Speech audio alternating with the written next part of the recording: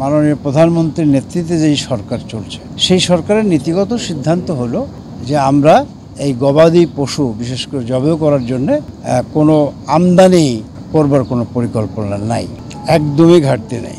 আমাদের চাহিদার তুলনায় বলবো চাহিদার তুলনায় যেই যোগানের প্রস্তুতি থাকা দরকার সেই প্রস্তুতি আমাদের রয়েছে। এখন চোরাই পথে এই দেশে তো শুধু গরুই না, অনেক কিছুই চোরাই পথে আসে এবং সেই জায়গা চোখের আড়ালে ফাঁকি দিয়ে হয়তো গরুও আসতে পারে। তো আমাদের নীতিগত স্ট্যান্ডটা হলো যে আমরা এই গবাদি পশু আমদানি করবার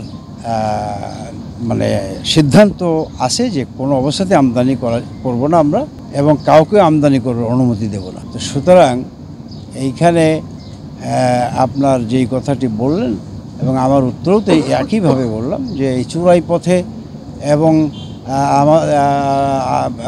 সীমান্ত রক্ষীদের চোখের আড়ালে হয়তো কিছু আসতে পারে, বা তারপরও আমরা আমাদের স্বরাষ্ট্র মন্ত্রণালয়কে অবহিত করেছি, তারা পদক্ষেপ গ্রহণ করবে যারা সীমান্ত রক্ষী আছে তারা যেন আরও বেশি তৎপর হয় যাতে করে অবৈধ পথে এই গবাদি পশু কেউ না আনতে পারে।